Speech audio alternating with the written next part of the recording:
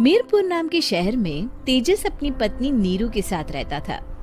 पति पत्नी दोनों ही नौकरी करते थे।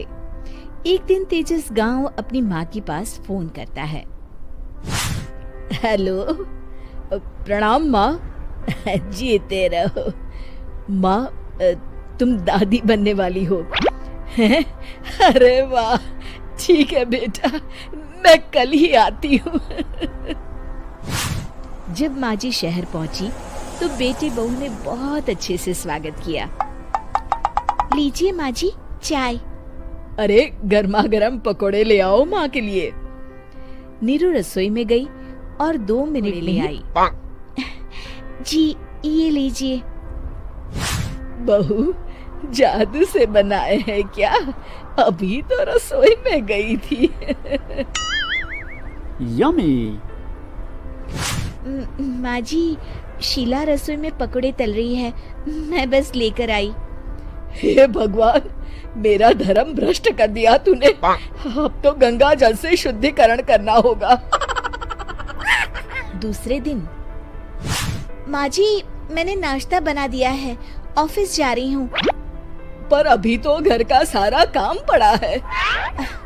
शीला आती ही होगी, झाड़ू पोछा बर्तन कपड़े वो सब कर लेगी। हमारे जमाने में घर का सारा काम हम ही करते थे। जी माँ जी, आप बहुत होशियार हैं, मैं घर ऑफिस दोनों नहीं संभाल पाती। तो जरूरत क्या है घर से बाहर जाकर चाकरी करने की?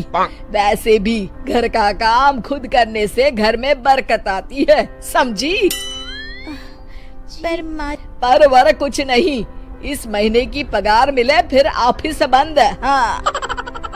रात को नीरू तेजस से कहती है, सुनिए जी, माँ जी बोल रही थी कि मैं नौकरी छोड़ दूं। वैसे ठीक ही तो है, अभी तुम्हें आराम की जरूरत। फिर भी आराम कहाँ, शीला को छुड़ाने के लिए बोल रही थी। तो अब 24 घंटे में इतना काम तो कर ही सकती हो। पर जॉब पसंद है मुझे, घर पर मन नहीं लगेगा। अगले दिन जब दोनों ऑफिस के लिए निकल रहे थे, मेरी तो कोई कीमत ही नहीं। माँ जी, आजकल महंगाई बहुत है, रहन सहन भी बदल गया है, दोनों नौकरी करते हैं तभी ठीक रहता है। अच्छा, तू कहना क्या चाहती है? मेरा बेटा तुझे बिठा के खिला नहीं सकता? तू ही इस घर का खर्च चला रही है, हैं? नहीं माँ जी, मेरा वो मतलब नहीं था। मतलब खूब समझती हूँ, ये बाल धूप में सफेद नहीं किए मैंने। हाँ। अब तो ये रोज का काम हो गया था। तेजस भी रोज की झिकझिक से परेशान हो गया था। एक दिन उसने कहा, नीरू, वैसे भी तुम्हें मैटरनिटी लीव मिलने वाली है, तो अभी से ही छुट्टी ले लो। पर क्या, मेरी सैलरी अच्छी खासी है। आखिर नीरू ने रिजाइन कर दिया। जब बच्चा हुआ तो घर में सब बहुत खुश हुए। कुछ दिनों बाद तेजस फाइल देख रहा था। क्या हुआ तेजस, कुछ परेशान लग रहे हो? हाँ, वो हमारी जी, वो तो हॉस्पिटल में और छठी के फंक्शन में खत्म हो गई है नीरू।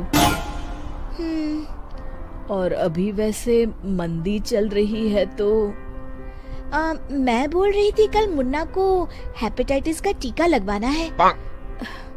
नीरू, क्या पोस्टपोन नहीं कर सकते? नहीं जी, बिल्कुल नहीं। अब तेजस को समझ में आ रहा था कि उससे गलती हुई है। पैसों की कमी का असर घर के माहौल पर भी पड़ रहा था। अगले दिन, बेटा मेरा चश्मा और ये दवाइयाँ ले आना, पर्चा देते हुए माँ जी ने कहा। जी। तेजस, मुन्ना के लिए और डायपर भी ले आना, और ये किराने के सामान की लिस्ट है, इसे भी लाना है। तेजस गुस्से में लिस्ट मरोड़कर फेंकता है और चिल्लाता है, पैसे क्या पेड़ पर उगते हैं? ये ले आना, वो ले आना। अरे पर ये जरूरत का सामान ही है। वो गुस्से में बिना कुछ कहे ऑफिस चला गया। अरे लंच तो ले जाइए। नीरू दौड़कर डिब्बा पकड़ाती है। एक दिन खाना खाने के बाद, नीरू अब तो मुन्ना कुछ बड़ा हो गया। तो अब तुम वापस ज्वाइन कर लो ना जॉब। पर इस रिसेशन में जॉब मिलना बहुत मुश्किल है।